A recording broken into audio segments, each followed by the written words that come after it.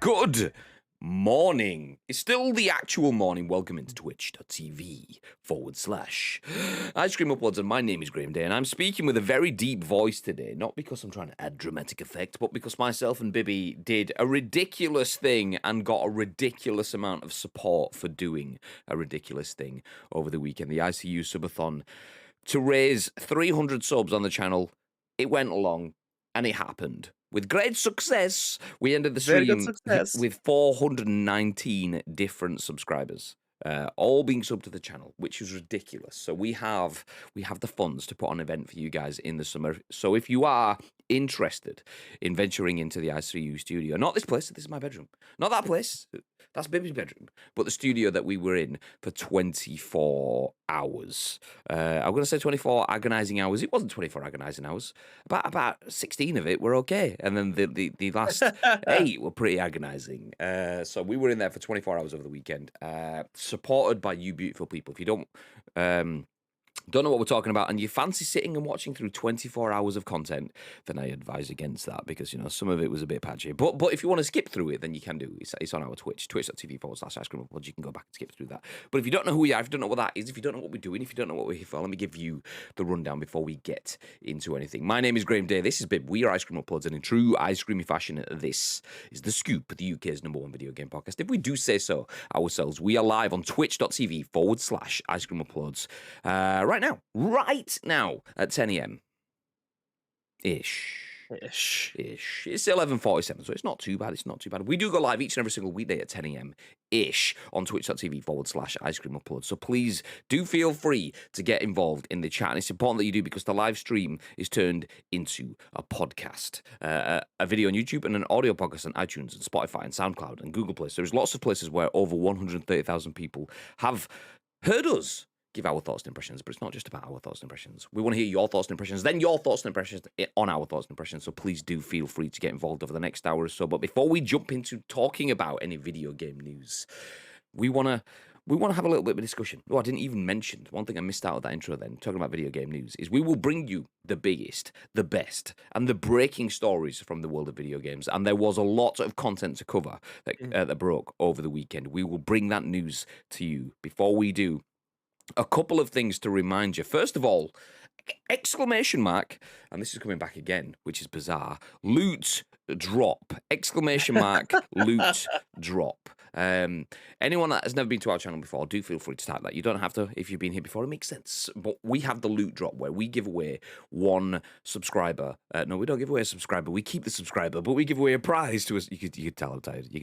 But we give away prizes each and every single month. One subscriber bags a prize just for being a sub to the channel. And now this month, well, next month, should I say, that will be 419 people deep, which is ridiculous. But this month, we did the draw on Monday, I think, last week, and it was Steel Plater. Oh, no, we did the export, should I say, on Monday. We did the draw on Tuesday for Steel Plater to bag themselves a copy of Mario Strikers for the Switch, or a game of his choice if he doesn't want that one.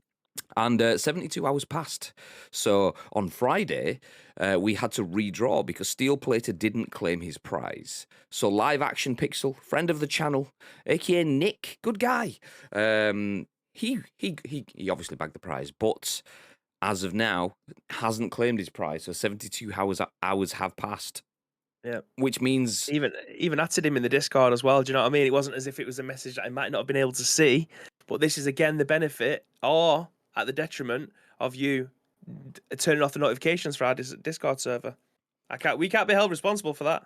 So we tried twice. Sorry, Nick. To be fair, I was feeling pretty generous this morning as well. So I did even DM him, say, by the way, you've got 50 minutes left. That was about 9:10. So we're saying, you know, you got 10 o'clock ish for the scoop, and it's not being claimed. So sorry, Nick. As of now, That is void. So we will take last Monday's list, not this Monday. So it's not going to be a new list with 419 people in. It will be the old list from last week, because obviously it's last month's draw. So everyone that was a sub last month, we will take all of those and we will do a Wheel of Names draw again to see who could bag themselves a prize. We'll do that one off screen and post it in the Discord. So if you're up for winning a prize, get in the Discord. Nice. Yeah. And for the other 419 people that are now subbed to the channel, we will do that on the first Monday of next month too. So you guys are all entered in for a chance to win a prize. What that is hasn't been announced yet, but we will share that pretty soon. Hey. In 3 weeks' time, the 4th of July. So yes, there you go. 3 weeks until the next loot drop. Last month's loot drop we will draw again. But enough about the loot drop, Bib. Exclamation mark subathon. It's been, it's gone, it's broken us. Never again. Yeah. It was a highly successful day. I mean, obviously it started off with some trouble. Have you managed to sort out did you take your PlayStation home with you? I did, and I plugged in my Ethernet cable and it worked straight away. It must be something to do with. So I did a little bit of Googling while we were sat there, and I was saying it was either a dead port or it was an IP problem. But because of our infrastructure at work, the fact that we've got multiple different things, cabling, trunking, servers, and all sorts of stuff, it wasn't just a case of let's just define an IP for this device. So it's probably something like that. But it's fine. Yeah, it's fine. I'm glad it's working. Save you 500 quid. But yeah, barring the technical hiccups that forced us to go live like an hour and 15 minutes later than we actually intended to, in true ice creamy fashion, by the way. Yeah, it was a highly successful day. I mean, I crashed and burnt well before you did. I kind of thought that would be expected, but I thought, even if I'm sat there for the last 4 or 5 hours and I'm genuinely just not saying anything, but I'm present, that went out the window. I'm blaming the nuggets. I'm also blaming the chili sauce from me double dipping, triple dipping, quadruple dipping, 5-time dipping, 6-time. 5 times. It was a really, really nice sauce. But my God, did it cause me a lot of problems. And I'm not just talking about evacuation periods. I'm talking about internally. My stomach was on fucking fire. And then I was dry even. Yeah, you don't all need to know this.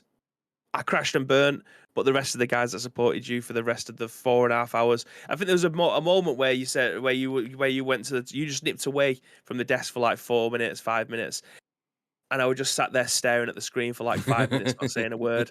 Like I was well and truly broken. Like I don't know how people can do it that long. I am not built to survive that long throughout the day anymore.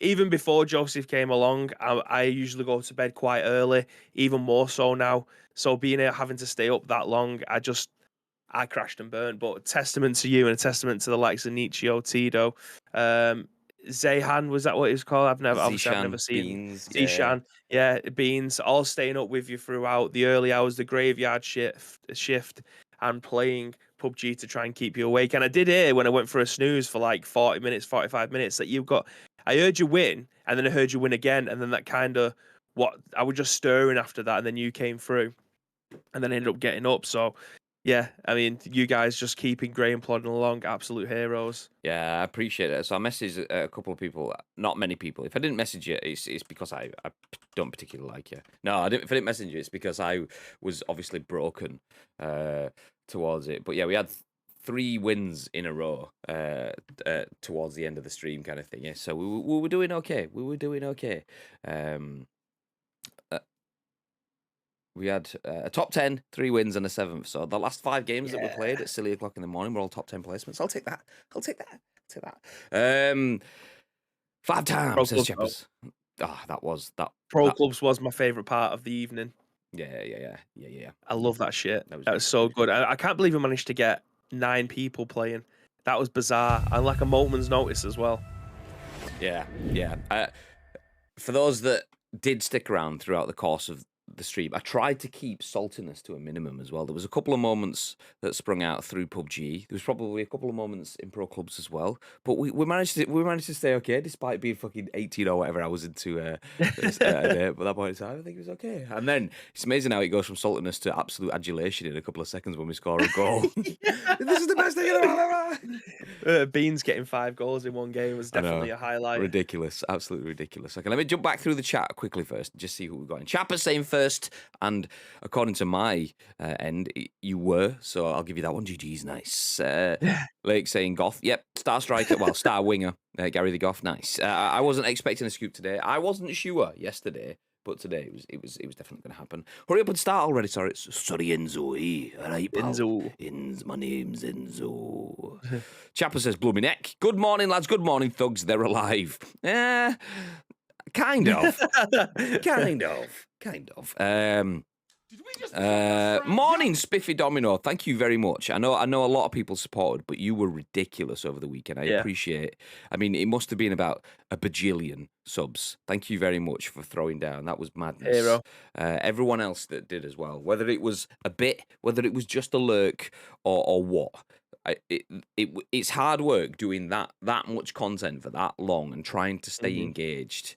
We were trying to make sure that we were giving bits back, trying to run some giveaways and do some different, mix up the content. Obviously, the last part of the show was just PUBG because we'd kind of crashed and burned by that point in time. But you guys kept us going, and I appreciate that very much. And the same thing, Bibby's mentioned it with the likes of the people that we played with. A few people, like even Beans said he's done a 24-hour stream before, and he appreciated afterwards how much the people around him in the last few minutes kept him going. Well, in the last few hours kept him going, because it's difficult when you sat there and everyone's just staring at you effectively, and you're just about to box off this wonderful thing. Imagine doing a 100-meter sprint and you're out of breath for 2, 3, 4, 5 minutes, and then you're actually able to celebrate and enjoy the rest of it. They're fucking great, nice. I thank my team, thank this, that, and the other. But when you're 24 hours into something and it's like, hey, you've done it. What do you feel? And it's like, I don't feel. Yeah. I don't feel anything. Emotions. So yeah, you guys were incredible. Thank you very much, everyone that tuned in. We genuinely appreciate that, and we can hopefully return that favour by inviting you all into our studio now and putting on a little bit of a nice little social gathering for you. Nothing too big, nothing too extravagant. Just a nice couple of a few bottles of absinthe, Barbecue, burning sambucas. All that Who stuff. was the person that you wanted to bring up? That's a keen barbecue. I'm going to say it's West, but is it? West is like got a wood smoker and everything. Like he's got. Whenever I speak about meat, I'm thinking like I know how I like my meat on a burger, but West just knows meat. That's what she said. Yeah. But he might not be available on there. I can't quite remember when it was. Unless that's something else that we have planned in the meantime. Okay. So it might. A couple of weeks ago, I did some digging for you guys, just in case we actually achieve the goal, and I found a place for you all to be able to stay, and it's extremely cheap and down the road. So that's maybe something that closer to the time, or in a couple of weeks, obviously, in case it does actually end up getting booked up, that we can start to share with you guys as well. Honestly, it's like 10 minutes down the road from the office, so it's not as if you have to trek an absolute mile to be able to get there after you've had a few drinks and stuff, because we don't want you driving. Yeah, I mentioned that in the at the end of the stream yesterday that we'll probably set up something in Discord, like a channel for people to have comms and stuff on it, and then we'll pin some bits, maybe do some Google Docs that have this is a good place to stay, this is a good place to eat, this is a good place to thingy, so people can like. With it being in Blackpool in August is actually a really, I want to say nice place, but Blackpool can be nice, Blackpool can be grubby. We know it's still Blackpool, but if you want to see the right bits of it, Blackpool's still kind of magical, kind of. So we'll put some stuff in there that if you are coming up, we know it could be a bit of a mission. Some people are talking about traveling 4, 5, 6 hours or whatever, potentially be able to come up. So we'll give you some pointers of where you can stay to keep costs down, or where you could stay to have a good time over a weekend, kind of thing. So you can make a bit of something out of it if you do want to. If you're getting the train up, then I'm more than happy to get into Blackpool way before you guys come up, or have a schedule where I can literally ferry you from Blackpool or from Pulton to your hotel during that time as well, just to be able to try and keep costs down for you guys, and you not end up driving 6 hours up here, because the train might be a hell of a lot quicker, and we can just help in between. There is already talks of carpooling though, the likes of Lotus and Neil potentially. Hey, like disco rave car all the way up the motorway. Yeah. Subathon 2.0 next Saturday. Hype, says Lake. I don't think so. 5 time. I'd love to be there, but I had to lurk the whole time instead, because download early start. You dropped in and you threw down, so you were there. Thank you very much, dude. Excuse me. Up D. I see you. Morning, Neil. Didn't message me, screw you. To be fair, when I say I messaged some people, what I meant was I messaged back to some people that messaged Yeah. me because my brain didn't have the capacity to do pre-messages. It was just responses. So yeah, I get so you didn't message me is what we've just established there, Tino. So yeah, thank you for your support. I mean, I've done 24 hours content and then driven across the northwest. Although I must admit, I did say that I felt pretty awake. Someone was saying like, have a nap before you go, just so you're safe driving. I says I feel quite awake. I feel quite sprightly right now. I'm going to get myself a G Fuel, a nice cold drink, so I feel quite safe. And I rang Danielle, so I had someone on the phone like when I was all the way home, and I closed my eyes, just like a blink. But do you know when a blink just feels heavier than it should be? Yeah. Yeah. And I was like, well, I'm only 10 minutes from home now. This is actually, it was fine after that because obviously I probably didn't nod or anything, but it was just one of those. I said to Danielle, I was like, I just blinked then and it just felt like it was heavy. So fucking aircon on, full blast, fucking sort of thing. Danielle perking me up, keep me awake kind of thing. Yeah. So yeah. So yeah. I wouldn't recommend people driving after something like that if possible. So yeah, there you go. I've just seen Chappers saying that he can get from Sheffield to the office and Iceman. I was like, literally, if you guys can get a train to Manchester, I will pick you up on the way through to Blackpool to keep costs down, because I imagine it's a hell of a lot cheaper to get from Sheffield to Stockport than having probably to get 3 trains from Sheffield to Manchester, then Manchester to Preston, Preston to Blackpool, or something like that. Easy. I've got room for at least 3 of you comfortably in my DS3. So yeah, it's do that. We can keep costs down for you guys as much as we can. Yeah. Just catching up. Spiffy Domino says, getting my car fixed, especially to come up on the 13th. Let's go. Oh, you'll have to see that. Enzo says the official number is a bajillion. It was a bajillion, actually. That's a good fact. Well cleared up. West has a wood smoker. That's classed. Yeah, West. Like speak to West. I know he always talks about eggs, which is it's a bit weird. It's a bit weird if we're being honest. Let's face it. But speak to West about meat, and he will tell you a million and one different YouTube channels that'll show you good ways of looking after your meat. Let's put it that way. Yeah. I was actually a bit worried about Bibbs' 1.5 hour drive as he was so tired, but good that he got home safe. Yeah, he just had like full on System of a Down waking him up. Skip it. Yeah, it's I just blasted the Blossoms all the way home. It was quite nice. 50 all the way home. Literally did not go over 50. Love a good smoker. Best way to barbecue. Says Chappers. Lumps, good morning. Sleeping Beauty is awake. Nope. Nope. Not quite. What? We don't need tents. I mean, you can bring tents if you want. It's just people rocking past a business park kind of thing in Blackpool. Like, what? Good luck with hotels though. Come down, not up for us. Oh yeah, that's true. Yeah, see, that's it. We're used to be northern, but you're like beyond the wall, aren't you? You're beyond. It is beyond the wall, isn't it? That's what they call it. Yeah, beyond the wall, north of the wall in Game of Thrones. So, yeah. Well, you what do they call them? Wildlings, not the White Walkers, because they're the ghosty things. You're wildlings, that's what it is. I get you. If I go, I'll get the train from Stockport to Blackpool. Easy.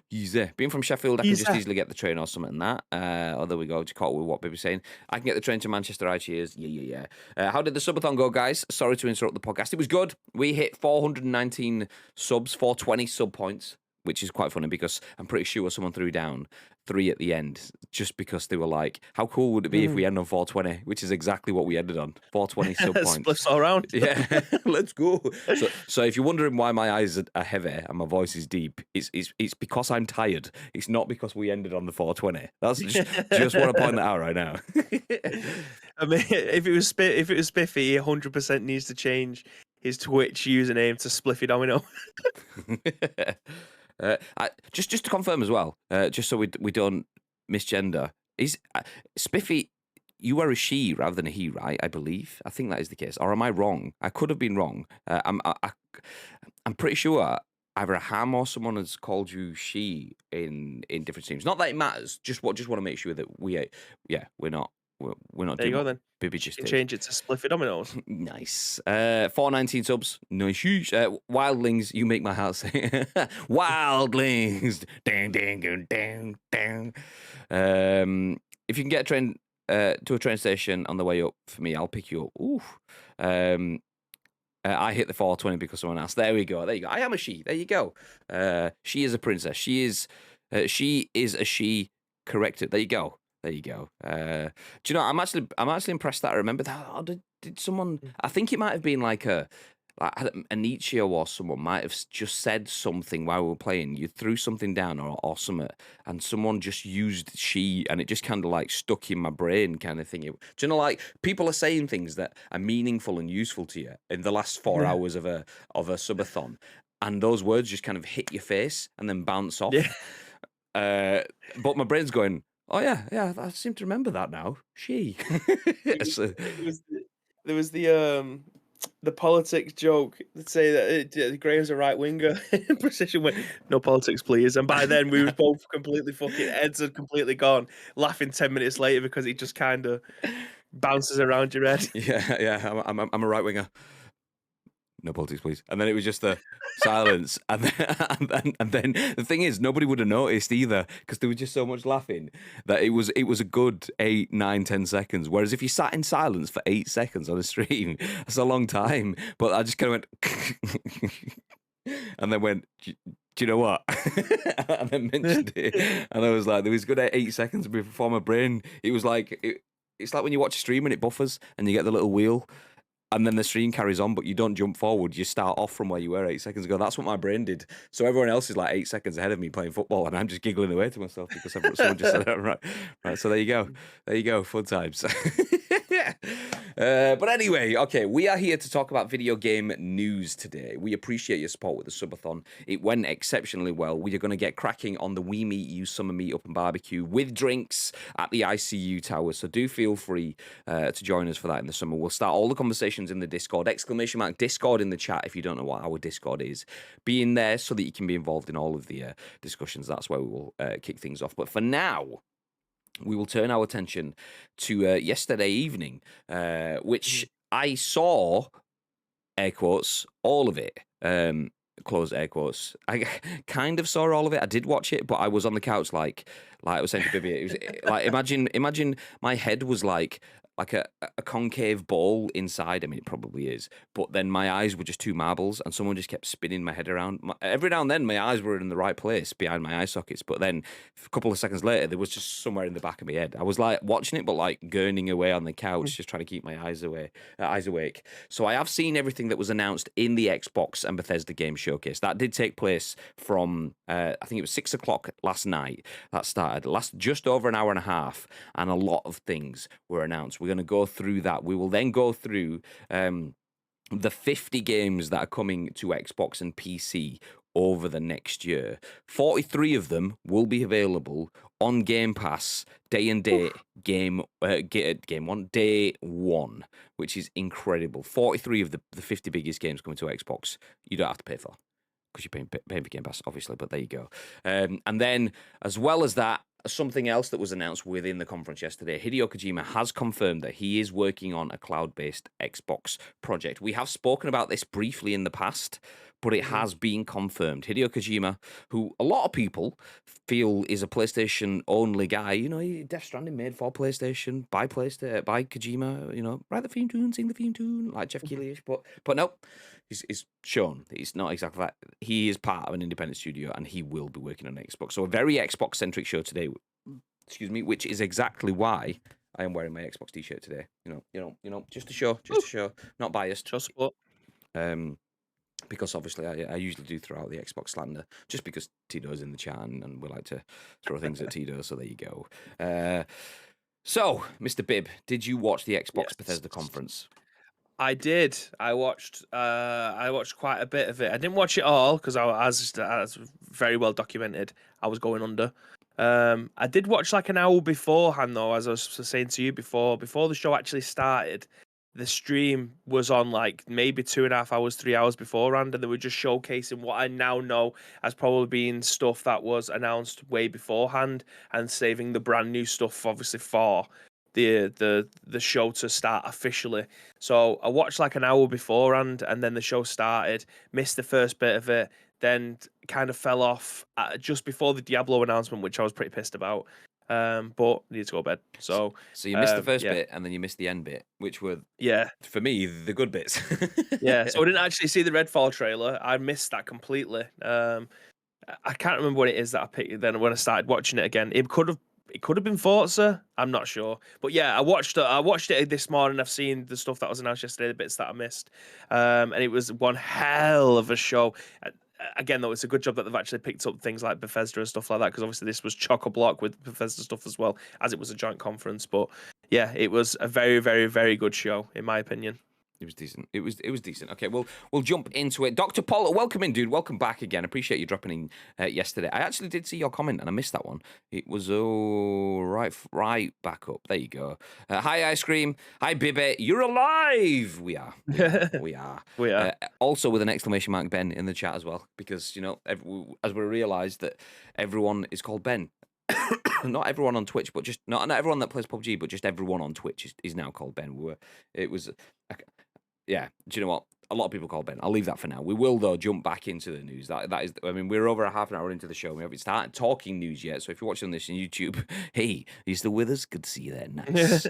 For now, though, Nicole Carpenter at Polygon says everything announced at the Xbox and Bethesda Game Showcase of Watch 2 release date, Starfield gameplay, Hollow Knight, Silk Song, and plenty more. So Microsoft hosted its Xbox and Bethesda game showcase on Sunday, crafting more than 90 minutes worth of news, trailers, and announcements from Xbox Game Studios, Bethesda, and third-party studios. That's including Activision Blizzard, which Microsoft intends to acquire in a $68.7 billion deal. The entire showcase focused on games that will be playable within the next year, with one major exception, Microsoft said. Missed the show? Here are all the announcements coming out of Microsoft's big event. So that was pretty cool. Right at the start of the show, you got one of the Microsoft team talking there. And I'm thinking, so it's an interesting one to say. For the first, something like for the first time ever, our show will be focusing solely on the games that are coming out over the next 12 months. And I was like, that's a bit of an interesting one. Usually they just go straight into it. They don't be that specific. And I didn't know whether that's because they've got a shitload coming out over the next 12 months, or whether that was a case of because we've got some big stuff that you've heard of and we don't want to talk about that here. So if you're expecting so-and-so games to be coming and it doesn't show up, that's fine. Just that's why. So it's either because they have tons coming, or they were just trying to manage expectations. So if you're thinking, oh, Gears of War 27, yeah, okay, it's not going to be in there yet. No. So that's why. Itani, good morning, dude. Welcome in. No Man's Skyrim. Exactly. So we'll jump back into the article then. So this is what the show kicked off with, Redfall. We have seen this before. This is the way that we described it when we did the Gamescom, I think it was, watch along last year for Xbox. It was kind of, we said it was kind of Fortnite-y, Bad for Bloody, maybe a little bit Stranger Things-y, vampire. Was it a battle royale? Was it a 4-player looter shooter kind of thingy? And as it says here, Microsoft started this Xbox showcase with Redfall, Arcane Austin's co-op open-world horror game set in Massachusetts. The broadcast featured an extended look at Redfall's vampire shooting gameplay and 4 playable characters. Redfall will launch in 2023. What are your thoughts, babe? Yeah, I think this is definitely one that I caught up with this morning. It's a game that I've been waiting to be able to play for a long time. I did get announced at Gamescom last year, and I thought I loved the trailer then. It looked great. This is a little bit different than I thought it was going to be, but it looks like a Back 4 Blood, Left 4 Dead type of game, and I love those types of games. So this for me, in an environment where me and you discussed this beforehand, it looks like it's meant to be set in like a horror environment, as it is. The walls are covered in blood. It's about vampires. I don't necessarily think that games like this work as horror games because they are so frantic. I don't think it gives you the opportunity to be able to take in the atmosphere, albeit they do want to try and put as much atmosphere into the games as possible. Going down the corridors, as you can see from the trailer that's playing through there, you're going through some areas that's quite eerie, and then you go up to the loft, and there's just blood everywhere, and then the vampire jumps out at you. That's obviously meant to be one of those jump scare moments, but when enemies come at you fast and frantically over a short period of time, it kind of loses that horror vibe to it. But I don't care. I think this is definitely a game that I will 100% be playing. It is definitely a big game. It just takes all the elements of games that I like and being put into something like this. 100%. I mean, it isn't the kind of game that I thought it was going to be. However, it's intended to be a game that I am going to be playing now. So yeah, it wasn't what I wanted it to be. It's moved into something that I already play, all type of games that I already play. So it makes absolute sense for me to be able to be playing it. My expectations for Redfall actually went down after seeing this. I was talking to Bibi about it before we started, that I thought Redfall was gonna be kind of how Itana's just said in the chat. I wish it was less quirky and so on, more serious and scary. That's kind of how it sat for Mhm. me. I felt that the way that I was trying to explain it, because we're both watching through Stranger Things at the moment. No spoilers, by the way. We're both in very different parts of it. I'm early season 4. Baby's are you still season 1 kind of thing? Episode 2. Yeah. Episode 2, season 1. So we're different parts, but I was kind of saying that this is kind of Stranger Thingsy in the fact that it's a bit cutesy and so on. But Stranger Things still has the opportunity to go dark and scary, whereas I feel Yeah. like this is a bit more of a cartoon. So whereas I was thinking we were getting something like Stranger Things previously, it seems like they've pedaled that back a bit now, and like someone's running with a big Yeah. electronic umbrella, and so I'm thinking, okay, it I loses feel like my the problem. Yeah. Oh, sorry. it loses my interest at that point. Not entirely, but a little bit. It starts to drop down where I'm thinking, okay, maybe it's not what I wanted or what I expected. And whereas for Hmm. you, it's falling into something you already play, so it wasn't what you expected, but it's still what you wanted. It drops Yeah. out of what I wanted it to be. So still don't feel it looks bad, but in Hmm. terms of what I was expecting and my expectations versus what this actually is, I will still keep an open mind. The more I see it, the more I play it, maybe. Yeah. Like Back for Blood, I said to you, I didn't really get into Left 4 Dead and things like that, but Back for Blood was fucking amazing. When you actually pick it up, Mhm. when you're in the game, it makes sense. So this Yeah. potentially could do. I see. I don't think it. I don't think going down the Resident Evil 7/Village or 8 would have been the best route for them. I didn't think that was going to be the case. I didn't think it was going to be atmospheric to that point where you're going to have the super jump scares and you're going to have a game like that. I do feel like they could have taken elements from that and changed the pacing, because for me this looks like it's fast and frantic for a lot of the times, and it slows right down as you're going to be picking up stuff or you're ticking off some mission quests or whatever, and then it gets back into being fast and frantic again. Like it all comes down to pacing with these types of games. You can't. It's very difficult. Imagine putting a pace at something, trying to pace the likes of Left 4 Dead and Back 4 Blood. I don't think you can, because they are meant to be you against millions, and you're always going to be on the run. Like you can't slow down in those games, otherwise you will end up getting caught out. It's basically like playing hard mode constantly. So I'm very interested to see how the pacing is of this one. I don't know whether or not they are going to build up the atmosphere. I mean, the trailer itself, the game looks beautiful in my opinion. The art style, I really, really dig it. I like the sci-fi elements to it. Obviously, I love the fact that there's vampires in there. I love the environments that it's going to be in. I'm just interested to see how they start to pace this out, because it's very difficult to have it fast and frantic, then slow it down, fast and frantic, slow it down. So yeah, I think it'll kind of live and die by that. The voice acting, I imagine, is going to be very, very good. The story is probably going to be half decent as well, with the likes of Rahul Kohli voicing one of the characters in there.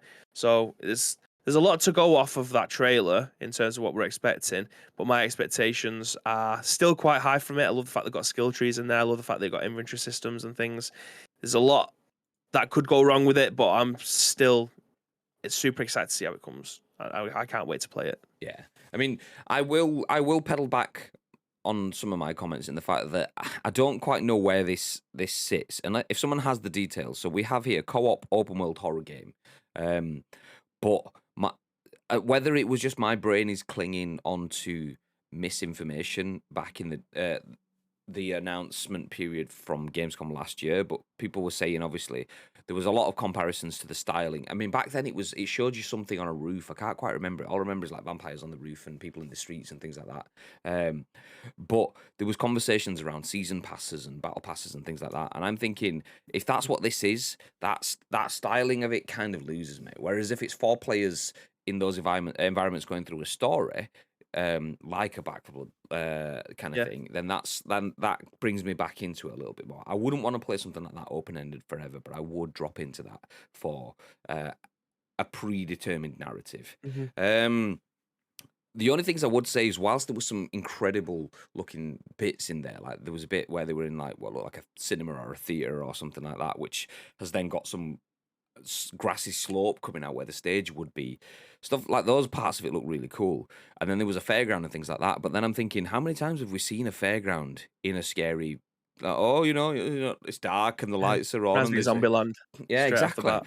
But it's it gets done. I mean, there's been a fairground in Feckin' Stranger Things, which is what we're talking about, kind of thing. It's always that sort of clown sort of crossover kind of thing. So when I was looking at that, I was thinking, okay, I've seen this before. But when we're talking about last year, it seemed kind of new, whereas now it seems kind of samey or Yeah. safe. Not even samey, but safe. It's not samey's not right. Safe probably is. That said, I will be happy to backpedal on that one, definitely, definitely. Afternoon all, should I say? Glad to see you're both keeping well. Good afternoon, dude. How you doing? Dr. Potter says, "Baby, do you know the rabbit on your beverage container?" I can remember an animated, not the best, music video with him probably 10 to 15 years ago. Do you mean the sneak bunny? Yeah, I just said I have no idea. It's a sneak cup. It's one of them trial things where you get like 5 different flavors. Just give it a whirl. It's actually a really good shaker. It's quite thick, so when I take it football, if I ball it doesn't shatter into a million pieces. Animated music video with a bunny on it. See, I'm not going to look, but I instantly, and it's more than 10 to 15 years ago, and it's not really animated as such, but I remember a Michael Jackson video that had a bunny that did a dance kind of thing. I can't remember which song that was. Was that the one with Macaulay Culkin in it? Kind of thing. I don't know. Either way, yeah. There's an old school Michael Jackson video that has a bunny in it that looks like that kind of maybe. Probably doesn't at all, but there you go. Okay, moving ahead. We'll jump back in. Unless there's anything. Hashtag Baby Game. It is a hashtag Baby Game, definitely. Season 4 is good, so good. Yeah, Stranger Things, I agree. Left 4 Dead was sick, but Back 4 Blood felt so soulless. Shame, really, because I was so hopeful we got a good sort of horde mode thing again. Sadly, Redfall doesn't look like it'll be any different. And that's the thing for me, is it did look different last year, whereas now, like I said, I don't want to use the word same, but I will use the word safe. They've done new stuff, but not strayed too far. So we'll see. The bunny from Donnie Darko. I've never seen Donnie Darko, so I will take your word for that one. But for now, I'll start to pick up the pace because there is a lot within this, and we don't have the time to cover every single game. If there's anything you do want us to talk about, do feel free. We'll see if we can find time to jump back and talk about the ones that you guys shout. So we've got Hollow Knight, Silk Song, High on Life, which was weird as fuck to me. Riot Games is available on Xbox Game Pass, which Tito did write in our Discord. We need to update the exclamation mark Game Pass command and says we need to add Riot Games to that list. So if you haven't read this before, did you know that if you have an Xbox, you can get Game Pass where for a low monthly fee of £10.99, you can get access to hundreds of games, including day one releases, and even EA, Ubisoft, and Activision Blizzard games. Plus, you can even get the first 3 months for £1. It's good to But yeah, we can add Riot Games to that list now, so I will do that at some point. Not today. A Plague Tale Requiem, Forza Motorsport, Microsoft Flight Simulator X Halo. So it's the 40th anniversary of Flight Simulator, and there is a Halo crossover in that too. Overwatch 2, Ara History Untold, The Elder Scrolls Online. Nobody really cares about that, right? Fallout. Do not be saying that. Fallout 76, Forza Horizon 5, Ark 2, Scorn, Flintlock Wood, Flintlock Siege of Dawn, Minecraft Legends. I thought that really looked good. What, the Flintlock? Flintlock. Yeah, I thought that looked cool. It did, actually, to be fair. Lightyear Frontier, which isn't anything to do with Toy Story, I will sadly let you know. That's pretty much false advertising, but still. Gunfire Reborn, October 2022. The Last Case of Benedict Fox. As Dusk Falls. Naraka Blade Point. Pentiment. Grounded. Ereban Shadow Legacy. Diablo 4. Sea of Thieves, Ravenlock, Cocoon, Warlong Final Dynasty, Persona, Hideo Kojima's... we'll come back to that one. Hideo Kojima was in it. Starfield to finish off the big old coverage of Starfield at the end. Within that, a lot to go over. Anything in particular that stood out to you, Bib? Yeah, The Last Case of Benedict Fox. Samantha actually liked the look of that. She said she loves side-scrolling games, and that definitely fits into her kind of. She's not super into sci-fi. It's not her favorite genre of filmers is definitely like crime and thriller and stuff like that. But it kind of merged into what she actually likes from it. So she actually really likes that. Gunfire Reborn, when it first came on screen, I was just like, fucking hell, what is this? And then as the trailer was being played through, I actually really like the look of that one too. Lightyear Frontier is definitely a game Just that I seen won't your be playing. response to Italian in the chat. Get out. Yeah, get out. Who still plays Elder Scrolls Online? Well, I mean, at this moment in time, not me, because I have a child and I don't have the time to pour into it. But one of my favorite games ever. Minecraft Legends. I thought, Jesus Christ, another Minecraft game. And then again, as the trailer was being played, I was like, okay, this actually looks like a bit of me. It looks infinitely better than what Minecraft Dungeons was, and I actually quite like Minecraft Dungeons. Spoiler alert: I've never actually played Minecraft itself. I've only ever played the spin-offs, which there was only one, which is Minecraft Dungeons. But now there's going to be two with Minecraft Legends. That actually looks like a really good game. Flintlock Siege of Dawn immediately said that was a bibby game. Scorn. I thought this game was already out, so I've completely missed this one. Again, it was quite a surprise to me when I saw this. That looked pretty good. Seeing Vin Diesel in Arc 2, that kind of like, all right, is he voice acting the entire character, or did he just use his likeness again? So yeah, never really played the first one. Forza Horizon 5 with Hot Wheels, bit more DLC. Fallout 76. I actually didn't think that trailer looked good. I think I don't want to say they've done a really bad a trailer with Fallout, and obviously you can tell by the engine it's very limited to what they can actually do with the characters, considering the game is made for first person. The characters just look really janky as I was running through the pit, in my humble opinion. If they were trying to sell that game, I don't think they did a good job with that trailer. I wasn't Which just is touching Vin Diesel's nipples with a mouse, by the way. Then. Which I did think was a little bit of a shame, because I do have Fallout 76. I actually bought that for you last Christmas, didn't I? Because it was like £3, and I thought this could be our Christmas game this year. Turns out it was Fortnite again. Elder Scrolls Online, High Isles. Yes, please, more DLC for that. I bought the last one, which I think was Greymore, and I think I ended up playing it for like 15 minutes over Christmas, obviously because I had my child by then. So I haven't managed to dip back in and finish the Greymore expansion yet, but here we are, more High Isles. I'll probably buy that when it goes down in price just before the new announcement. Arrow History Untold didn't look like a game that I would be interested in.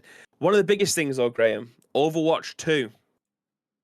I know that you might not have actually played the original Overwatch, but the fact that this game is going to be free to play, I think might end up setting the world alight, especially because of the likes of Valorant was only available on PC and Overwatch was available on all other consoles. I do feel like this is probably going to be one of the market leaders going forward for games of that ilk. It looked pretty much like the first one, but I don't think the first one is free to play. I still don't think the first one is free to play. I could be wrong with that. But Overwatch 2 coming out, I think that will actually do really well for them. Yeah, this is an interesting one. I mean, I've never played Overwatch. I've watched a few different people stream it. I've watched you stream it. I've spoken to. It was actually Toby, Toby Jizzle. I was talking to Toby about it because Toby really likes Overwatch. I was like, should play sometime. I was like, yeah, and it does look good. I was never really a fan of like the hero shooter vibe kind of thing. Because I always feel like a hero shooter. It's hard for balance in a hero shooter. I mean, obviously, it clearly is balanced enough because millions of people play it. But I always feel like a hero shooter is it's the reason why I didn't like Super People over PUBG, because Super People was PUBG but neatened, made better, kind of so to speak. But then you'll get into an end game and someone will have a superpower that you don't know what it is, and Yeah. some superpowers will just give you something that you can't play around effectively in certain situations, and then it becomes on the RNG as to who you are playing in those situations, and that's basically what this is for me. So Overwatch 2, it looks good, but where does the world sit on Overwatch right now? Because if you go back 5 years, Overwatch was massive. But obviously there was all sorts of things with Blaze, and that whole Blitzchung story within the middle of all that stuff. Overwatch kind of dropped off. Then there was all of the ActiBliz stuff, including the internal stuff with Blitzchung. Not only the headline Activision Blizzard stuff either. To the point where if it feels weird to be talking about Overwatch 2 when we Mm. we, we had that announcement about 3 years ago. So Yeah. I, I am curious to see how it lands, whether Overwatch 2 can stick the landing, because 3 years ago it would have done. People were hyped for Overwatch 2, and now it almost feels like it's overdue to not over not Overwatch 2 kind of thing. Yeah. So I think with Overwatch, I don't want to say it overstayed its welcome. I just feel like they didn't evolve it enough for it to be able to keep people coming back. I could be well off the mark with that as a player that's probably played like 10 hours of Overwatch in my entire life.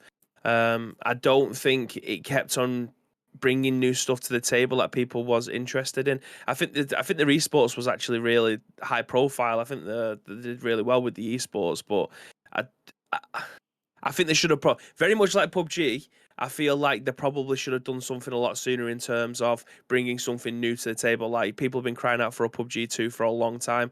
I feel like Overwatch 2 is probably one of those that should have been brought out a lot sooner to try and bring people back, or people get excited to be able to go back into it again. I feel like I don't want to say a battle pass or anything like that. It could already be in there, but just something that gives people the opportunity to be able to come back every single day and want to be able to play it, have new maps or something like that. I'm not too sure. Again, I don't want to speak for people who play the game inside out and go, "Baby, you don't know what you're talking about." This is just me from the outside looking in. What they probably could have done to try and make that game a viable option still in today's market without having to bring out a second one. But here we are. They're bringing out a second one. People will be chuffed to bits about that. But it's a game that looks mint. I love the fact that it's free to play. What that means for people who will be playing it, I'm not too sure. When you go from a paid model to a free to pay model, there is going to be a lot of teething issues there. So whether or not it sticks the landing when it comes out, they need to get the money back somehow. So how will they do that? Will you be able to buy heroes within the game? Are you going to be buying maps? Are you going to be? Hopefully, it's not pay to win. I hope it's just cosmetics and heroes that you're able to buy within that game I, I, for them I to be feel able to like bring it the money has to back. be. I feel like it has to be. And the thing is like you're saying, it has to make money back somehow, and it kind of does and it doesn't. I mean, it obviously clearly does, but it kind of doesn't. It doesn't. It will make. I mean, Overwatch 1 has earned enough money to pay for Overwatch 2 in theory, but Yeah, that's not how the world works. yeah, Shareholders expect the money that you earn from Overwatch 1 to be bigger because you've yeah. invested more of that back into Overwatch 2. Um, and then for that return on investment to keep coming. Um, Mhm. but there is a lot of different moving parts. Overwatch 1, I can't remember, I may butcher this because it is probably 2 years since we covered this article, maybe 18 months. But Overwatch 2 was going to be free to play and is compatible or something with those playing on Overwatch 1. It was something like that. Like it was almost like cross generational, but not from console to console, but from game to game. They were trying to make Yeah, it so that things that you'd purchased and stuff in one game would carry over and you'd be able to play with other people that were playing in Overwatch 1 or something like that. Which then I'm thinking, like, how does that work? Like because there's differences in hardware and so yeah, on. It's the same conversations that people have when games have mobile to console to PC. Like Fortnite is available on everything. yeah, Same conversation when eFootball, multiple devices and stuff like that. So that same sort of angle, but with Overwatch, feels like how can you do that? Have a game that's paid, have a game that's free to play, and have it over two different games within the series. So I can't yeah, remember where it was. So that one is the one that I'm curious the most about because it was ambitious, it was big, people were hyped for it. Overwatch 2's first announcement was already a little bit late, and now it's 5 years yeah. later almost kind of thing. So yeah, I it's think it'll still be a massive success, and I imagine you do as well. Overwatch, I don't want to say it's too big to fail, but it just needs to be able to stick the landing in terms of if 400,000 people come in on day one to Overwatch 2, moving over from Overwatch 1, or they've never played the first one. How many do you reckon of those 400,000 people are going to be there in a month's time? That's always what happens with a free to play game. Everyone tries it, but how can you keep those people? How can you yeah. keep them spending? How can you keep on giving them something new to come back to? The easiest part is always to give them a battle pass. Get XP. If you get to level 4, you'll get a new cosmetic. If you get to level 5, you'll get double XP. Those are always the easy wins for people when you end up having a free to play game.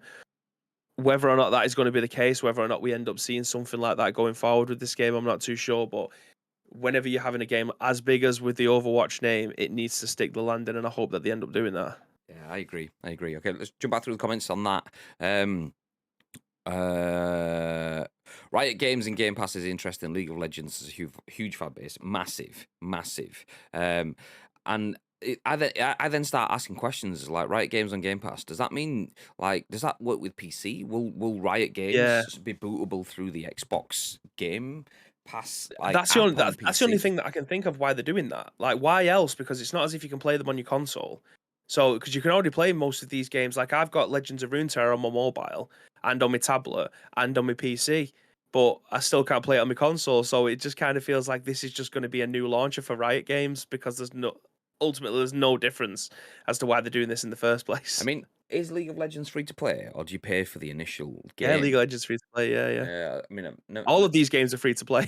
I say I've never played it. I've never played it unless I've been at an event or a games hub kind of thing. Like I almost played it when we Yeah, went to Arcade Club with who was it that was playing it? It wasn't Mike, was it? Willis. It was Willis, yeah, Mike, yeah. Willis was on it for hours, wasn't he? Yeah, I remember He now. loves it. He can't get enough of it. Him and Mike are obsessed with that game. Oh, that's why I couldn't remember which one played it because they both played it. There you go. I've So they're making an expansion for one guy. Yeah, Bibby's the only person that's kept the Elder Scrolls in business for the last 15 years. got like 400 hours on my PlayStation and like 400 hours on my PC as well. I'm obsessed. I couldn't get anything. I've got 17 copies of Skyrim. Like, I just love Elder Scrolls and the lore. And Samantha was just looking at me last night going, for fuck's sake, it's another 40 sheets that you're going to be putting out then. Fucking dead right. If there's a collector's edition, get me on that. If there's a book about it, get me on that. Yeah. Elder Scrolls love. Yeah. Just to let you know, Bib, our 1 p.m. is now 3 p.m. now. Ah, okay, good, because I was just about to say we've got like 10 minutes for Yeah. sweet. I don't know if you heard a thud. That was my phone falling over from all of the vibrations. It's now 3 p.m. So yeah. Okay, Nice. sound. Overwatch 2 in 2022. I know. Who'd have thunk it? Scorn looks sick, to be honest. Scorn, as it came up, I was thinking like this looks weird, like one of those like probably too weird for me, sort of like dark games kind of thingy. But good that it's sticking to its guns. Where I'm thinking, it looks kind of familiar. And then when you said it, then I was like, oh yeah, that was another one from like last summer or something that just kind of disappeared because there was Scorn, and I've got Plague Tale in my head, but it's not Plague Tale. There was a game that came out this last year, and it was a next gen game on Xbox kind of thing. And it needed to be a next gen game because it had like almost like Stranger Things has the real world and the upside down kind of thingy. This game had like the normal world and the dark world both running simultaneously at the same time. It came out for Xbox this year. Oh yes, by Blooper Team. Yeah. If anyone remembers what that's called, do feel free to post it in the chat. But Scorn and that were both in the same conference, and I was like, I'm gonna look for Bluebird.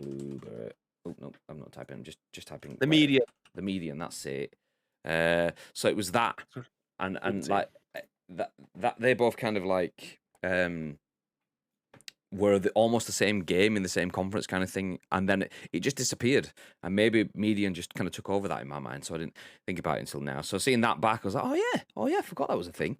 Did look decent. So looking back through the games, we've got Hollow Knight Silk Song. I think I own Hollow Knight, but I never played it. I have never played it. High on Life was, it says, next game from Rick and Morty creator Justin Roiland Squanch Games at launch in 2022. It was interesting. Let's put it that way. Like fish guns and, I mean, I was there you go. Let's just stop on that. You've done a 24-hour stream, and this is what you're watching with one eye because you're gurning your face off on the screen in the Xbox Game Conference. It didn't really make that much sense to me. I probably will have to go back and watch this through again. A Plague Tale Requiem did look decent. I mean, it obviously Never played any of Plague Tale games. Yeah, me neither. But this looked pretty cool. This did look pretty cool. Yeah. If anyone in the chat has played the Plague Tale games, let me know whether they're decent. I mean, this did look good. And I've never not wanted to play them. I just haven't played them. And yeah, this looked pretty cool. Massive variety of things to do. Forza Motorsport looks badass, as you would expect. Is that a reboot, by the way? Because obviously it's not got a number to it now. I think so. I'm guessing it's just a fresh reboot. Yeah, I think it's the next one in the series. They've just gone for the like Xbox.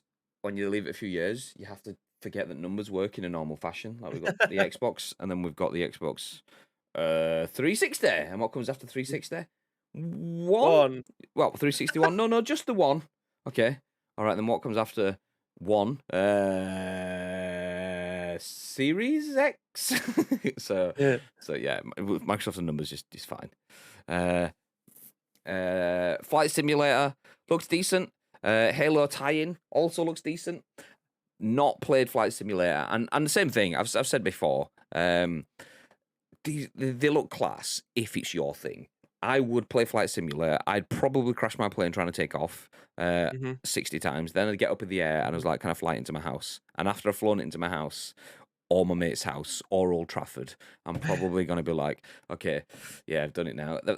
So this is great for the people that play these games. The Halo tie-in, and another great way of getting people that could potentially play these games. Going to sneak. This is definitely one of them games that Ooh. would be infinitely better if you had a flying cockpit. I think that's the only way that would ever interest me in playing a flight sim. I genuinely didn't know that this was Microsoft's oldest IP as well. When it said it's a 40th anniversary before the trailer came on, I was like, what the fuck? I didn't think it had been going that long. Yeah, me neither. Me neither. 40 years. When they said Microsoft's oldest IP, I'm thinking, what could it be? What could it Yeah, be? man, that's yeah. All everything just fell out my head. I was like, what could it genuinely 40 years is a bloody long that's 10 years older than me. Do you know what I mean? So it's bizarre. Or 9 years, sorry, I've just done myself out of a year there.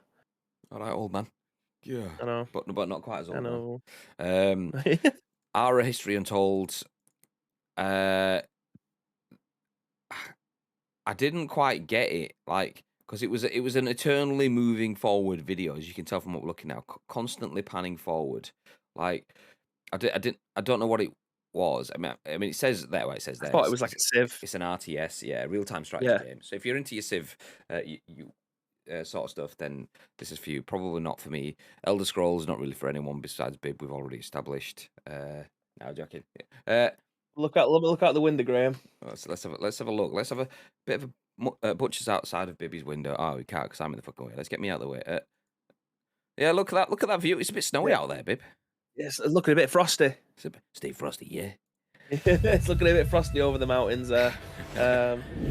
But yeah, it's more Elder Scrolls. What can I say? Yes, please. Forza Horizon 5 complete. I think I just started to nod off during the Fallout 76 the pit expansion. It looked kind of good, I think, but I didn't really. You guys tell me. What did you think it looked good? It just looked like more Fallout to me. And then I kind of had the same element with Forza Horizon. Ark looked pretty good. But where was it? There was a comment in the chat. Someone spoke about Ark. There were Eternity. Ark 2 with another cinematic. I'm going to laugh when I see gameplay and how unoptimized that will be. That's the thing for me. Like, at that point of the stream, we've had Forza following Fallout and then into Ark. And it was like more of the same. And obviously a sequel where we've not really seen the gameplay just yet. As the last couple of years have told us, if you're not seeing a gameplay before you buy it, it's probably not worth it. So, yeah, throwing Vin Diesel into it as well. Over the last few years, we've seen that a game that has Vin Diesel in it might not be worth playing. Anyone played the Fast and Furious game, by the way? Just saying. So yeah, wait until you see it. Then Scorn, like Bib said, Flintlock looks decent. Minecraft Legends, Lightyear Frontier, Gunfire, Reborn.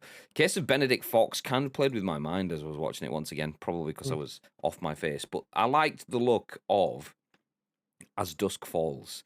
It's a game about family secrets launching on July the 19th. It can play solo or with up to 8 players. Obviously, you will need online sort of stuff for 8 players, but you can play locally with players as well. And this is the one that was like another one of those sort of like playable movies kind of thing. It did look pretty cool. It did catch my attention. It was different. It's not really something that you would pin on me as being a hashtag Graham game, but this one I do like the look of. This has my attention. I would be interested in playing through that potentially. Just check Fallout 76, by the way, like the Steam concurrent players, and it actually hit a peak yesterday.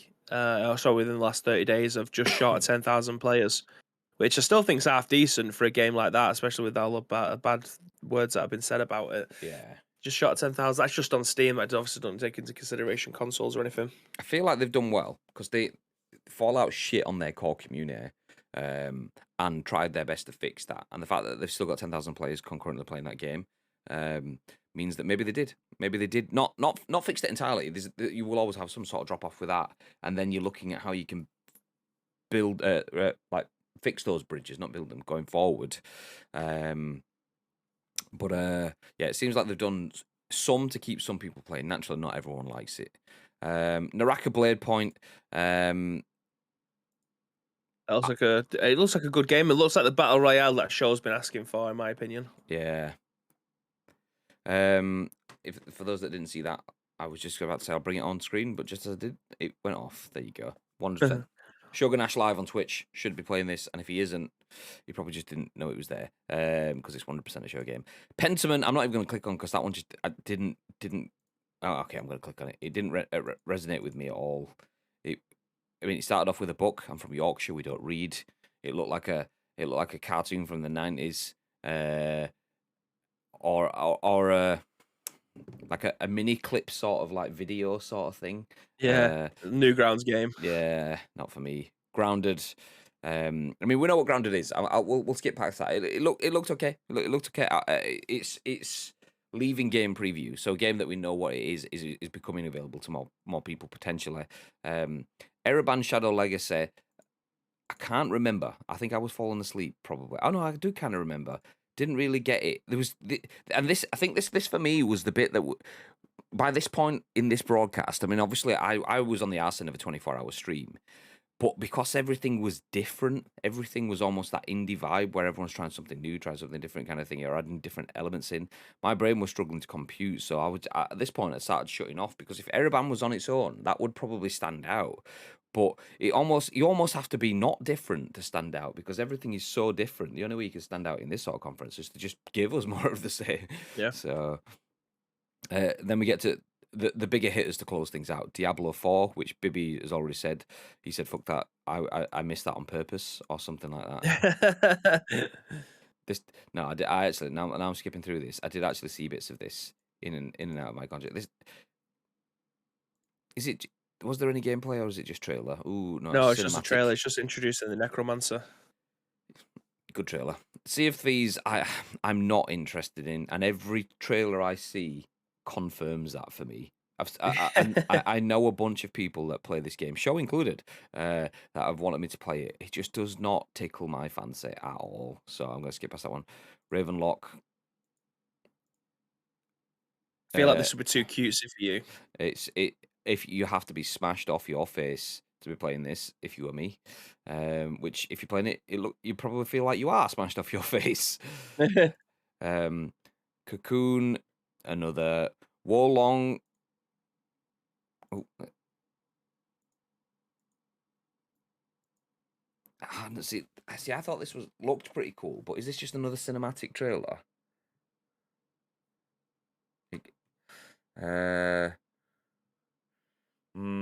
Yeah. I think it looks good. Then we get to Persona. I did see a good meme on this. I'm completely out of the loop on Persona. Saw something about. So do you know that drowning hand meme that I sent you off screen this morning? Mm-hmm. I saw a meme. That's the reason why that was in my mind because I saw a meme of it was like Nintendo Switch fans drowning, and then it was like Persona, Nintendo Switch Persona fans, and then it was like Nintendo's hand coming in as Nintendo's hand, the fans' hands drowning, and then Nintendo high fives them with remakes for Persona 3, Persona 4, Golden, and Persona 5 on Xbox, and so on and so on and so on. So yeah, there you go. Then we got 15 minutes of. I'll jump past Kojima. We got 15 minutes of Starfield at the end, which. Persona confirmed for Steve also, by the way. Was it PlayStation as well? Was it PlayStation, Steam, or is it already out on PlayStation consoles? Is that what it is? Is it on PlayStation? I've never played them, so I don't know. All I know is that there were people crying out for it. Some people got it, and some people didn't. So, yeah. Speaking of Persona 5 Royal, the voice actor for one of the new characters died recently of cancer. Oh no! Yeah. I mean, gets to live on a multiple new platforms now, just not Nintendo Switch, sadly. Diablo 4 is hype for me. This is like Alice in Wonderland 2. What was it called?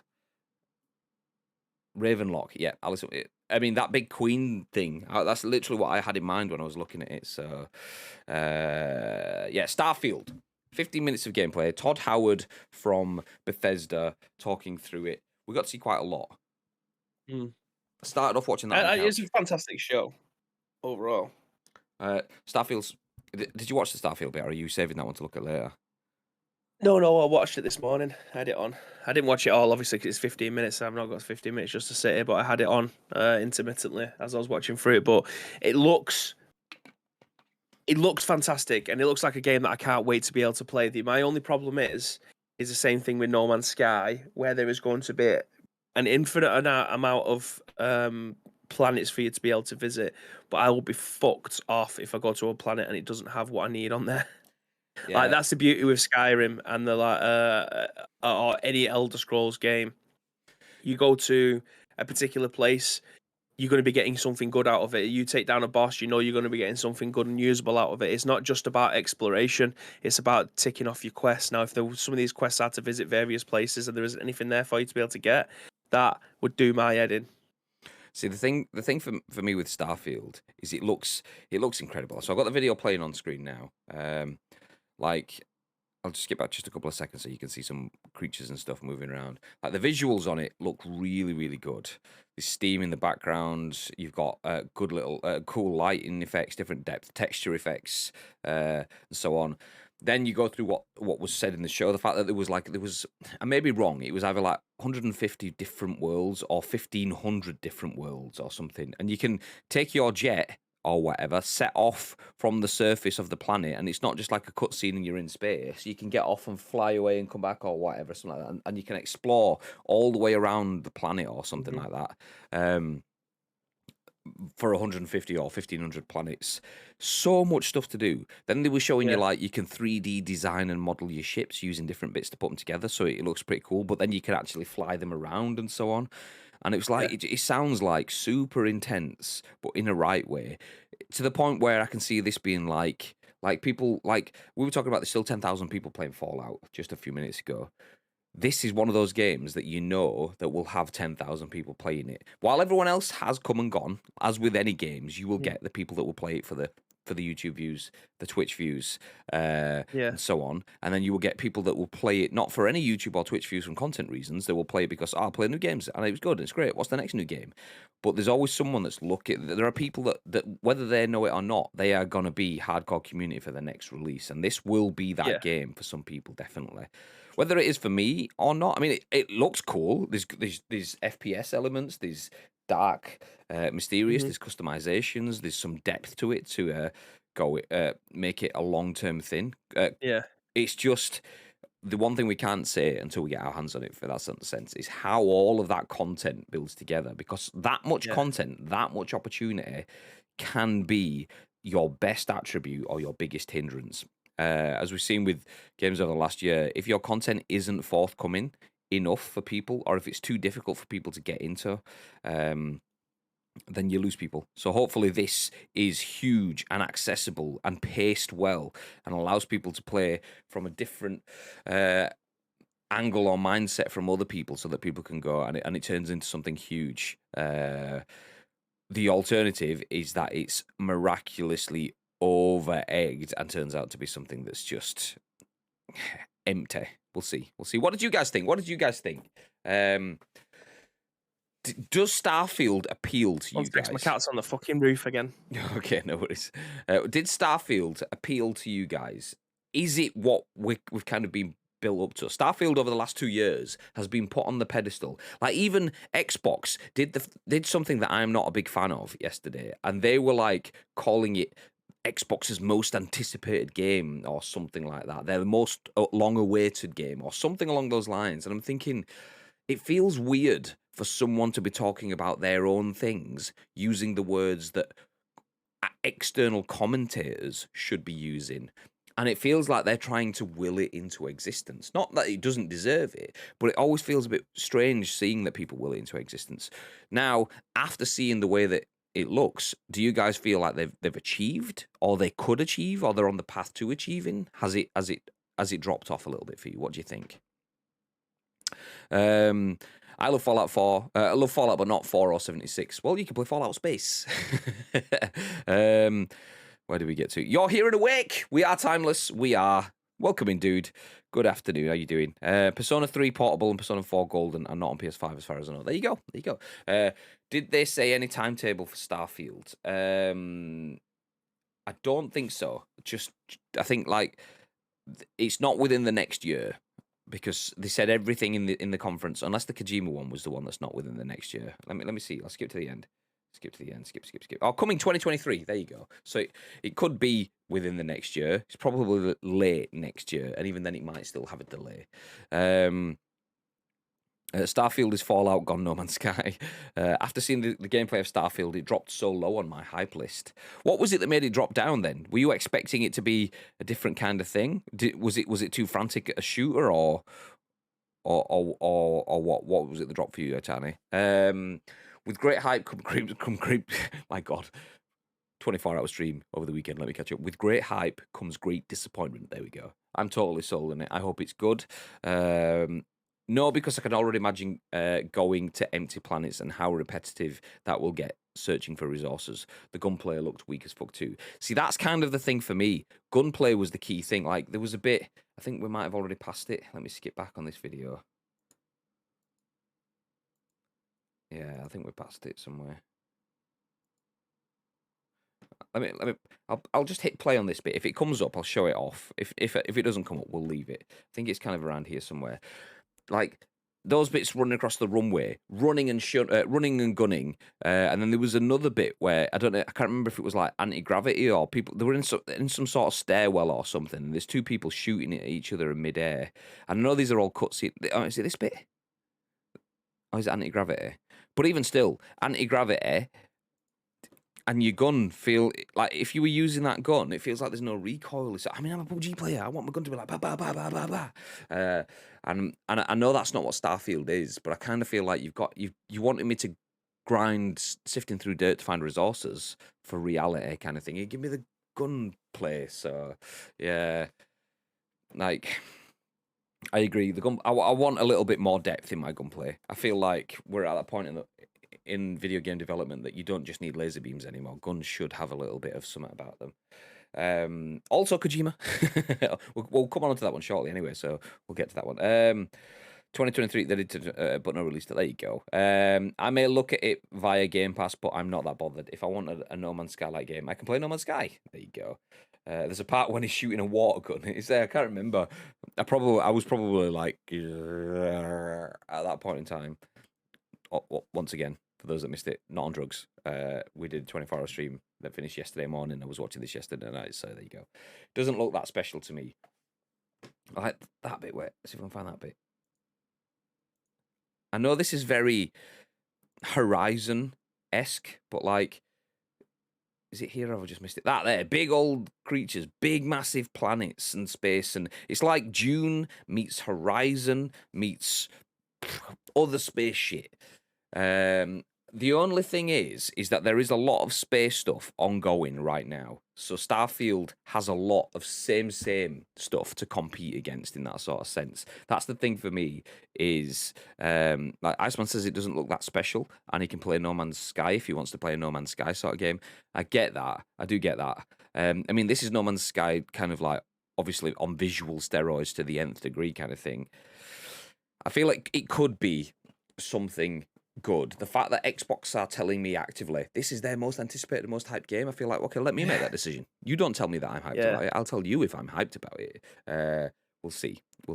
It needed to be something. I mean, games that have Star in it, I mean, apart from Star Wars sort of stuff, tend to need to be a little bit of something to grab my attention anyway. Because usually, like, it's like, you might as well call it knockoff of Star Wars. It's like Space War or stuff like that. And I heard the name Starfield and I thought, it's not for me. It's not for me. That has started to capture my attention, but I want to know what you go for a job interview. You got any questions? Yeah, go on then. What's the day to day like? Is your question that you go to in any given day? What sort of stuff would I be doing? You've showed me fucking tons in this 15-minute talk through. What couldn't can't be done. Generally, what is my grind? I want to know what that is. What is my grind? And I hate when people go, yeah, well, this game's so different. You can do so many different things. Yeah, no, you can do, but I will have to do something as my mainstay. Tell me what that is, and I can tell you if that's going to be an enjoyable part enough for me to then want to branch off into the amazing stuff. Yeah. Because all the amazing stuff is good, but if you then have to go back to just doing fucking spreadsheets, you're going to be like, oh, fuck this Mhm. shit, I'm out. So we'll see. We'll see. I prefer less planets, but way more stuff to do on each planet. I agree with that. I agree. Like that's kind of what Bibby was saying. Like going to flying around all these different places that's the Assassin's Creed Valhalla grind. I mean, you could have finished this 6 days ago, but you know you had to fly to 12 different planets just to find that one little bit that was available on one little planet. Yeah. Fuck. So yeah, I agree. I'm so hyped for it. I think they've delayed it to avoid a No Man's Sky situation. My only concern is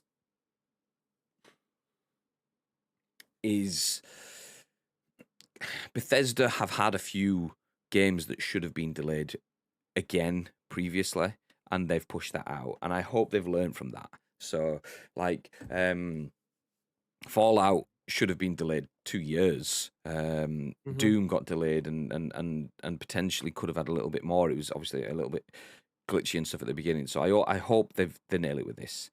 Starfield I thought would have been different and innovative, not games merged into one and stuff I've basically seen before with better graphics. I agree.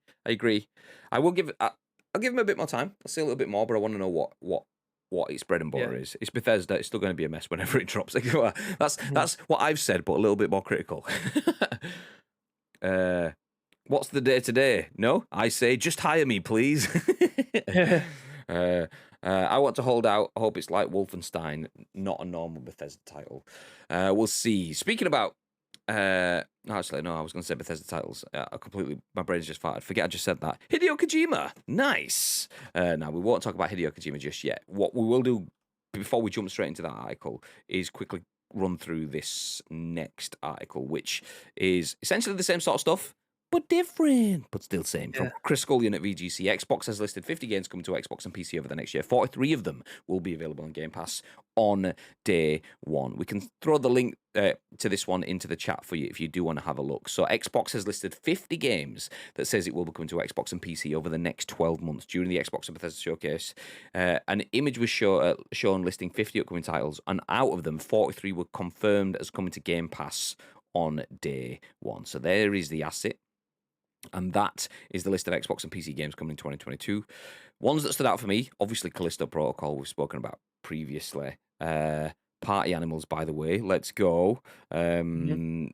And then Xbox PC games coming in 2023. Obviously, you can have a look through the full list if you want. A lot of them were in the article that we have just gone through previously, so we won't go back over that. For now, though, we will jump into our final article of the day as soon as we are way over time. And this one did also get brought up in that conference, and that is that Hideo Kojima has confirmed a cloud-based Xbox project. Jordan Midler at VGC has this. It says, "This is a game I have always wanted to make," Kojima said. That's the tagline. The main body, though, does say Hideo Kojima has confirmed that he is working on a cloud-based project with Xbox. Kojima appeared at the Xbox and Bethesda Game Showcase to reveal that he's teaming up with Xbox Game Studios to make a game he's wanted to make for a while, but was previously unable to due to technological limitations. Quote, "There is a game I've always wanted to make," Kojima explained. "It's a completely new game, one that no one has ever experienced or seen before. I've waited very long for the day when I could finally start to create it. With Microsoft's cutting-edge cloud technology and the change in the industry's trend, it has now become possible to challenge myself to make this never-before-seen concept. It may take some time, but I'm looking forward to teaming up with Xbox Game Studios and hope to bring you some exciting news in the future." End quote. No further information on the game was confirmed, nor was there an indication of which Kojima's project, nor there was an indication of which Kojima's project will be completed.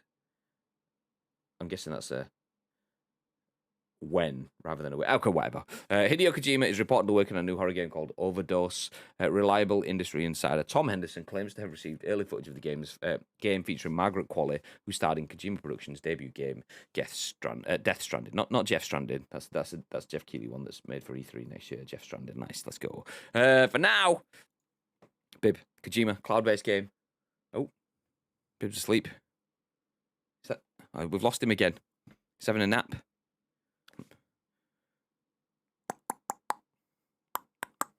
Okay, we've lost Bib. I'm going to put this on just so I can kill. Jump back in.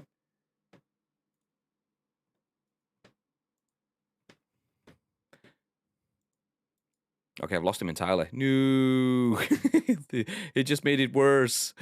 Let me jump over this way. I'll take Bibby off. We are over time, so let's just go through this ourselves. Hideo Kojima has confirmed a cloud-based Xbox project, a game he's always wanted to make. The technology hasn't been there, or has the industry trends, but it seems like it is now. What does this say to you guys in the chat? Hideo Kojima, one of the most creative minds in the world of video games ever, has now finally had technology catching up with him so that he can bring something that he's never been able to bring before. Does that sound somewhat cool to you? Are you interested? Does that sound like bluster? Internet shout yourself, says Bib. He just messaged me, so he'll be back. What do you reckon? Does that sound? Are you interested? I mean, I've played Hideo Kojima games all my life. That sort of bluster is something that I'm not a fan of. I feel like I didn't need to know that. I know that that's a shareholder statement for me. That's Xbox going out to show that they have someone from the other side. They've got a PlayStation guy, air quotes, in an Xbox t-shirt, air quotes. I mean, they have right now. There you go. So it feels like we don't need to know that. I don't know what the game is. You're not telling me what it is. I'm not seeing pictures. I don't know what it's called. I don't know when it's coming. Don't know when it'll be finished. I don't know if you've started on it or when you're starting it or whatever. So I feel like I've got a lot of love for Hideo Kojima. And I've got a lot of love for his games. I've got a lot of love for the way that he thinks. I feel like this is an Xbox contractual agreement of, let's just get Kojima and show him first, and then we'll deal with all of the stuff later on. Because I mean, it could be great. It could be ahead of the curve. It could be weak. It could be overthought. Not enough substance to it for all we whatever. But without anything right now. Hey guys, I've got something cool that no one's ever thought of before. I'll tell you soon. Okay. I get it. I do get it. Hideo Kojima is someone that you could invest in as a person. It's like having Tom Holland, The Rock, saying, I've got a new film coming and we're going to announce it soon. I'm working with Paramount Pictures, with Netflix, with whatever, and it's coming soon. It's going to be something like you've not seen before. Boom. It's just that. It's marketing bluster. So it was nice, but I want more. I feel like it's undervaluing Hideo Kojima to just wheel him out to say that he's a good thinker. Because that's what they've done here. They've wheeled him out to say that I've thought of stuff that other people didn't think or haven't thought of doing because it was difficult, too expensive, whatever, and now I can do it. Great. It's word salad for the fact that we're working on something that we're not telling you about. Okay, great. So I have hype for Kojima. I just feel like I'm not a fan of that shit. We're working on a game. Great. We've bought a studio that's going to bring something. Great. Tell us when it does. Right now. Yeah, okay. Why do I get the feeling that development for Starfield is going to be crunchier than the contents of a Walker's Factory? Oh, I hope it's not. I genuinely hope it's not. Can we talk what was disappointing? Where the hell was Fable? It's the only thing I wanted to see. That's a good question. Is there anything missing from the Xbox conference that you guys would have liked to have seen? I mean, there was for me. There was a lot missing for me. Not even naming specific games. I feel like it was a bit of an indie showcase, which is not bad for people that are interested in indie games. But that Alice in Wonderland looking game, Minecraft, which is not indie for any stretch of the imagination, but there's a lot of games that are too not balls out, big bombastic, sporty or whatever stuff for me. So those lost me. So in terms of what was missing, what was kind of weak, I feel like that's kind of been. Oh, I'll read. Hello. You got no cam? Are you on the phone? No, because my internet is off, so I am joining with my phone. Nice. Hey, how you doing? I might be able to get video work on my phone, maybe. Oh, there we go. Hello. Oh, This is me. let's go, Bib. Let me. We're going old school. You can stay at the ceiling. We make shit work. Let's go. So we've just gone through the fact that Hideo Kojima's got a cloud-based project coming, which I like the fact that Hideo Kojima is working on cloud-based tech. The fact that it's probably a game you can play or take everywhere. But did it really need to be announced? Is that just Xbox willy waving, going, "We've got Hideo Kojima"? By the way, because you don't know what it's called, when it's coming, what it's going to be, when it's releasing, how long it's going to take, how long it's going to be, how much it's going to cost. None of that stuff. Just I've got something that nobody else has thought of or been able to do. Absolutely. Yeah, I mean, there's people like Jeff Grubb who announced this like 2 months ago that there was something in the works, and people basically just told him he was a fucking liar and he was looking for clicks. And then lo and behold, it got announced yesterday. So, Grub Snacks podcast gets like 1 million new subscribers over the next couple of days. Yeah, nice.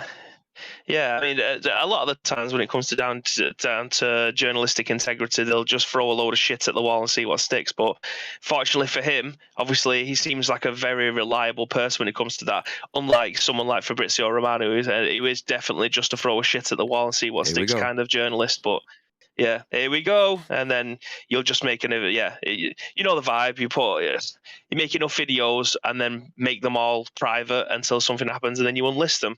That's how most nowadays. If you're not first, you're last.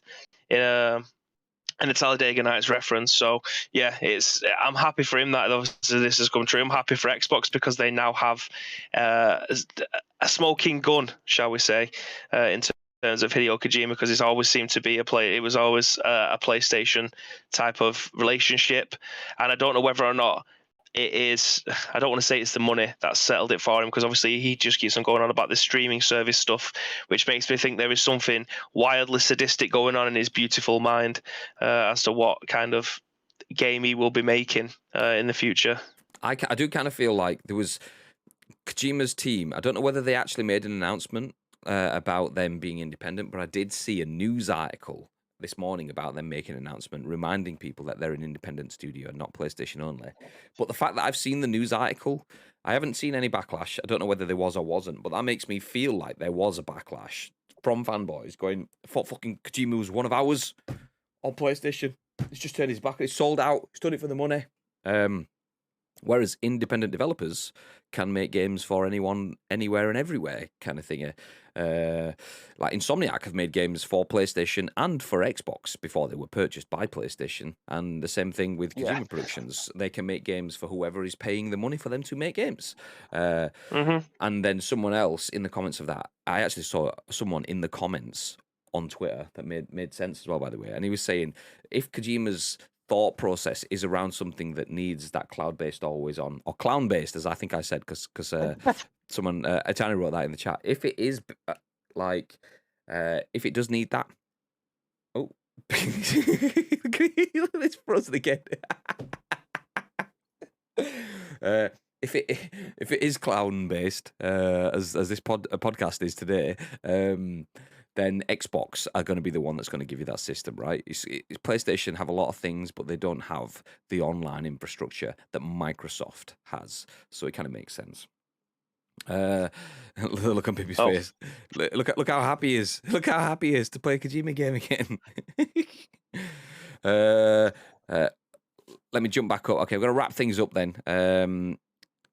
Death Stranding was boring for me. It was. I say it was for me. It seemed like it would be for me. I have it. I own the. I've owned the game since day one, and I haven't played it because I was watching Josie from our stream team. She's no longer part of the stream team now, but she played it on our channel, and it looked good to kind of half watch, but not.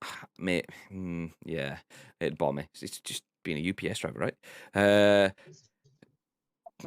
Talking about Kojima, I think he just says that shit so he can sound like he's ahead of the curve. It's probably that. Plus, he's probably been told to say something. You kind of would feel that he wouldn't want to say something right there, generally, with the way that he's done his marketing stuff before, he wouldn't just come out and go, "Hey, I'm thinking of stuff." He'd do something different.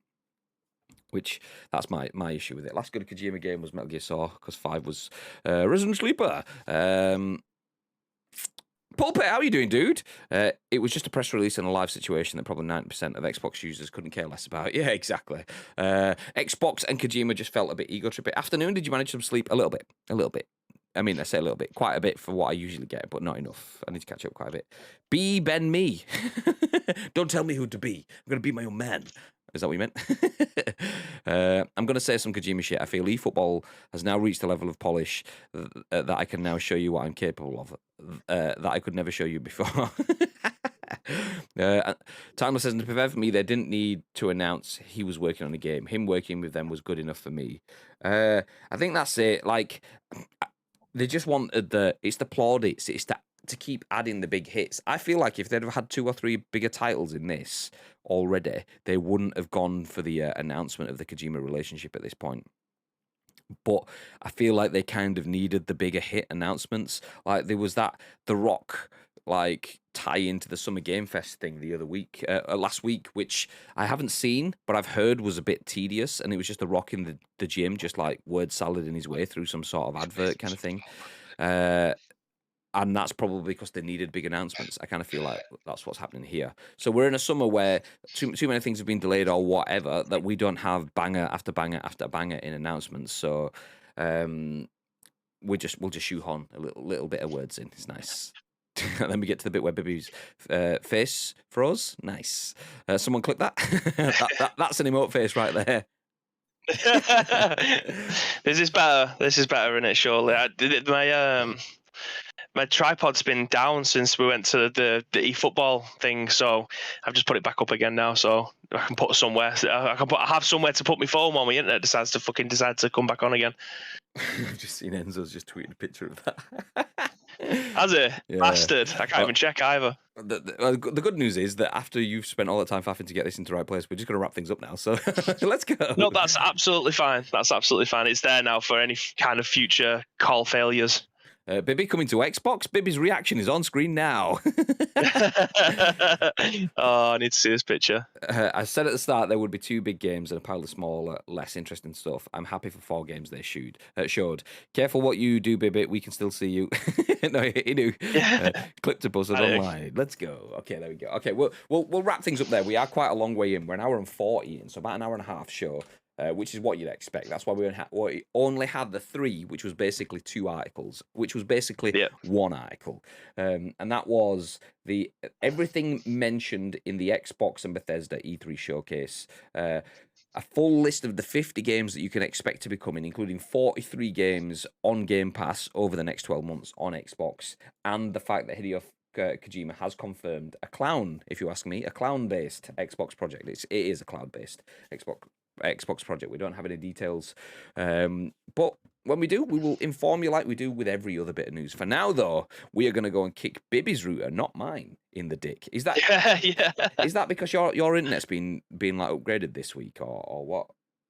Well, it's meant to be today, but maybe. I'm not too sure. We'll find out. I'll go downstairs in a second after this. I'm just frantically trying to find way. I tried hotspotting to my PC. It says it is connected. Obviously not, because obviously otherwise the call would have come back again. But we'll find out in about 5 minutes' time after this. Yeah. Sorry, we thought you said downgrade your internet. Oh, no. Yeah. Oh, we'll give you the Graham Day special. That's what we'll do. Welcome to... And we're back again. Sorry, the internet's just cut. Fuck. Nice. Okay, we're going to disappear. Thank you for dropping in for another episode of The Scoop. Once again, thank you for the 419 subscribers over the weekend. That was ridiculous. Thank you very much. We appreciate your support. And as a result, we will be holding the summer meetup at our offices, at the ICU studio, at the Jelly Media offices in Polton-le-Fylde on August the 13th. That's a Saturday. So if you want to come to that, get into our Discord, exclamation mark Discord to find all the details. But before that happens... Mr. Bibb, is there anything you want to add? Yes, again, thank you very much to each and every one of you that have joined us for today's episode of The Scoop. We very much appreciate it. You've helped shape our show before. You can now do that for the remainder of the week. That's 4 episodes. So if you do want to do that, 2 ways that you can do so. First of all, find us on social media. It is at Ice Cream Uploads across all major social media platforms, or alternatively, get involved with our Discord. If you're watching this on any of our on-demand services, go into the description below. All the information that you require will be listed there from you. But all we need from you is a URL plus your thoughts and impressions. We will then give you our thoughts and impressions on the very next show, which will be at what time tomorrow, Mr. Graham Day? 10 a.m. That absolutely strangled the shit out of your. It came through and went. Also, obviously, this I wasn't sure whether or not the mic is coming through my phone or this on my Astro headset. Oh, that's very nice. I'm guessing it's this. Nice. Thank you very much, Graham. If anyone doesn't speak, that was ish, by the way. 10 a.m. ish tomorrow. We'll be live with that. For now, though, we are going to bring up the end screen. Stick around while we drop a raid on one of our friends. Until next time, though, have yourselves a beautiful day. 10 a.m. ish tomorrow, live from the studio. We'll see you then. Stay frosty. Stay frosty.